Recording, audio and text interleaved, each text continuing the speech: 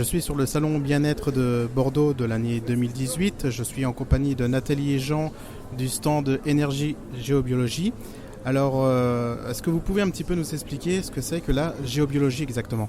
Alors la géobiologie, c'est la science en quelque sorte qui étudie les différents phénomènes présents sur les lieux et qui étudie ces phénomènes qui interviennent sur le vivant.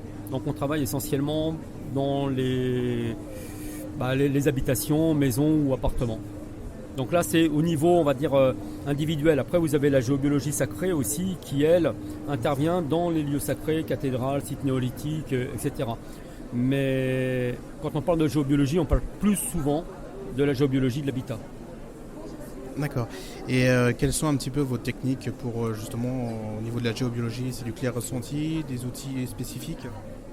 On travaille avec le clair ressenti et puis en fait le clair ressenti c'est la base. Après on va pouvoir aussi utiliser pendule, on travaille beaucoup avec les baguettes de sorcier, mais les baguettes de sorcier et le pendule ne fonctionnent qu'à partir du moment où on a du ressenti, c'est juste le prolongement de notre corps en fait. Et on va travailler ensuite à déterminer les différents phénomènes présents dans la maison ou l'appartement, mais avant de ramener l'équilibre dans le lieu, et surtout si l'on rencontre des présences comme des âmes humaines ou des entités non humaines, on va tout d'abord se questionner et travailler de manière à déterminer pourquoi cette âme ou pourquoi cette entité est présente et quelle est la résonance entre cette âme ou cette entité avec les habitants. Et c'est ça qui est primordial en fait. Ok.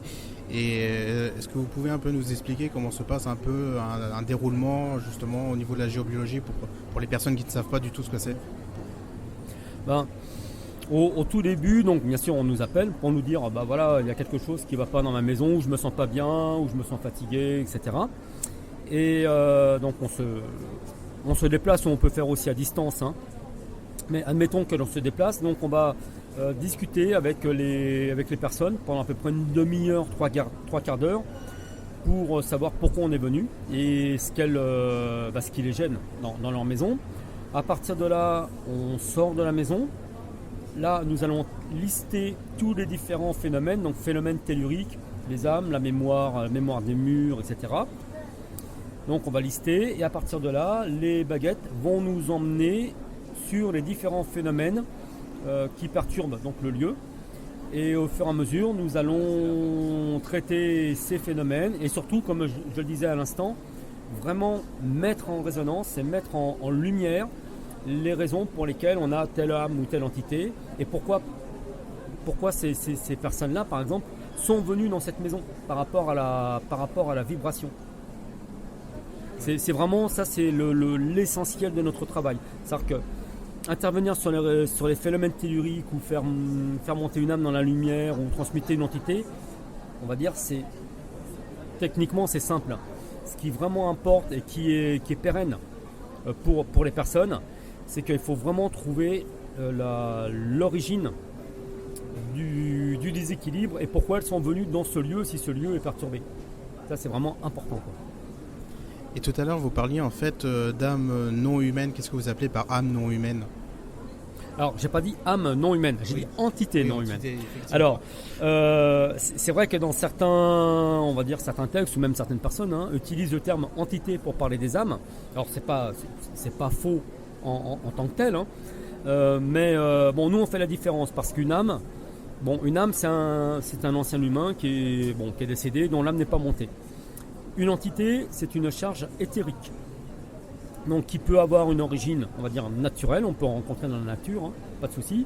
Mais par contre, le plus souvent dans les maisons, ce sont des charges qui souvent ont été la cristallisation d'une forme pensée et liée à des émotions comme la colère, la culpabilité, le sentiment d'injustice, la frustration, enfin tout ce genre d'émotions qui à un moment donné, si elles sont émises d'une manière suffisamment puissante par une personne, va prendre vie en fait.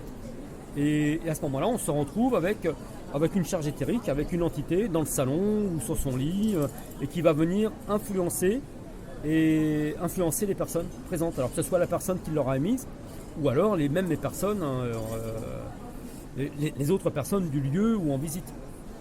Hein, ça va vraiment ça va venir donc intervenir sur nos propres émotions, et surtout si l'on est dans une émotion, on va dire un peu similaire, ça va augmenter. Admettons, si on est en présence d'une entité de colère et qu'on a soi-même une colère latente, eh bien cela va venir exacerber cette colère, et notre propre colère va venir aussi nourrir l'entité. C'est pour ça que on peut avoir des entités très très puissantes dans les maisons, et avec des émotions très très puissantes aussi de la part des personnes. En fait, on peut parler de messages de la maison.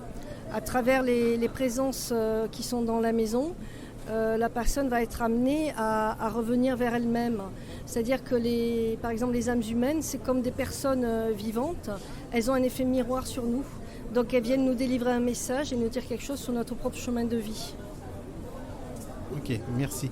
Et est-ce que vous avez d'autres outils complémentaires en plus de la géobiologie que vous utilisez ? Après, il y a nos formations personnelles. Moi, j'ai étudié la Kabbale et l'analyse et l'interprétation des rêves, qui m'a ouvert vraiment tout le monde de la symbolique et des mythes. Donc ça permet de comprendre une maison au niveau symbolique, toujours pareil, dans le message qu'elle a à nous délivrer. Et Jean ? Et pour ma part, je suis musicothérapeute énergétique.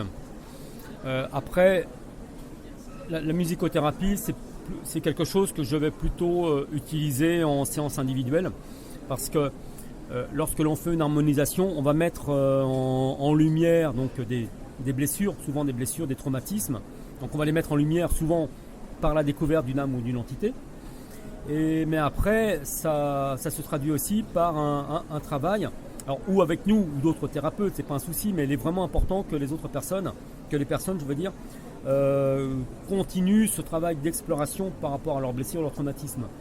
Donc c'est vrai que la symbolique, on l'utilise tous les deux, la symbolique, mais là ça va plutôt être donc en harmonisation. Et puis ensuite, donc Nathalie, analyste de rêve, et puis moi en musicothérapie, ça va être plutôt en aval. Ok. Et donc je vois aussi que vous faites des formations. Alors quel type de formation vous proposez ?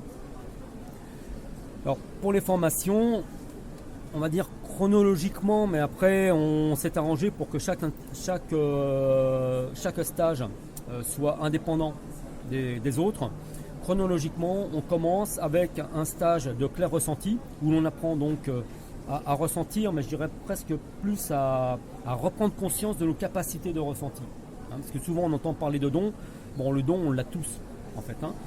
Il faut juste simplement remettre de l'ordre dans tout ça, et puis surtout reprendre confiance en soi. Donc on va faire ce stage de clair ressenti, et surtout on va aussi expliquer comment se reconnecter au divin, comment s'ancrer.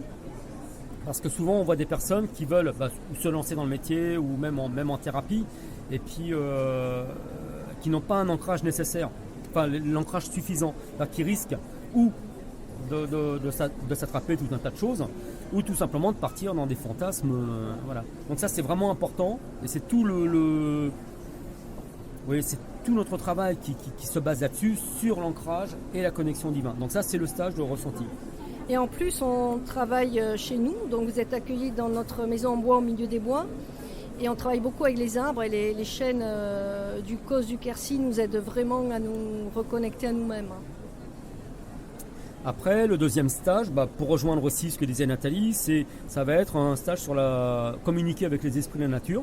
Bon, chose qu'on fait déjà un peu dans le stage de clair ressenti, en fait, pour s'entraîner. Donc là, on découvre quelques êtres, parce que des esprits de la nature, il y en a des milliards. Donc on va rencontrer quelques êtres et voir comment on peut travailler, même au quotidien, sans forcément faire de la géobio, mais comment on peut travailler avec ces êtres. Ensuite, on a un stage donc au niveau de la géobiologie, donc sur les phénomènes telluriques, donc comment détecter les phénomènes telluriques et comment ramener l'équilibre, donc notamment aussi avec ces êtres, justement. Stage suivant, c'est sur les âmes, les entités, la mémoire des murs. Et puis après, on a un autre stage qui reprend ces 2 premiers et où on va pouvoir concrétiser tout l'enseignement, puisqu'on va faire une harmonisation en direct et en vrai chez quelqu'un.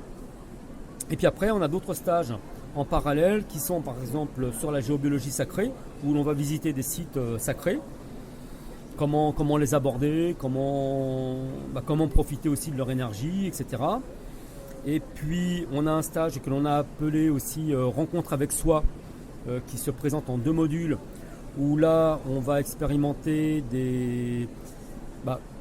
comment travailler sur la mémoire familiale par exemple, les mémoires familiales, mémoire karmique, l'ego, comment prendre conscience de son ego. On travaille aussi avec le son, enfin bon, tout un tas de pratiques. On revoit encore comment faire pour intervenir auprès d'âmes et d'entités. Et puis tout récemment là, un stage sur le son, justement, qu'on a appelé la magie du son, où là on va travailler sur le yoga du son, chant harmonique, les chants sacrés, etc. En fait, c'est quand même toujours très orienté sur l'énergie elle-même, la reconnexion au divin. Donc quand je parle de ça, je ne parle pas de religion, hein. C'est vraiment la reconnexion au divin et essayer de se reconnecter individuellement justement à notre part de divin, quoi. Et ce stage magie du son aura une partie vraiment sur des sites sacrés aussi, parce que le son peut souvent activer les pierres. Donc sur les dolmens, ça donne quelque chose de magique et de fabuleux. Merci bien. Alors pour conclure cette interview, pour les personnes qui seraient intéressées soit par la géobiologie ou par une formation, où c'est qu'ils peuvent vous contacter en fait? Alors nous sommes basés dans le Lot. Comme on dit souvent, on vit dans une maison en bois dans les bois. Donc c'est là aussi où se passent nos stages. Nous avons un site internet qui s'appelle donc énergie et géobiologie.fr. Hein, donc ça c'est facile à trouver sur internet. On a une page voilà. Et puis nous avons aussi une chaîne YouTube qui s'appelle Géobiologie 46. Parce qu'on adore les vidéos, donc on met plein de vidéos de méditation, de conférences aussi, des témoignages, quelques vidéos aussi sur les stages que nous avons réalisés. Voilà, où là on peut vraiment avoir tous les renseignements. Et comme on aime aussi écrire, donc on a aussi fait beaucoup d'articles, beaucoup de textes qui sont aussi présents sur notre site internet. Et bien sûr tous les renseignements pour les stages. Ok, eh bien, merci bien et je vous souhaite donc un très bon salon, enfin dernier jour en plus aujourd'hui. Merci à toi. Merci. Et puis si vous avez des questions, n'hésitez pas, nous sommes là. Merci.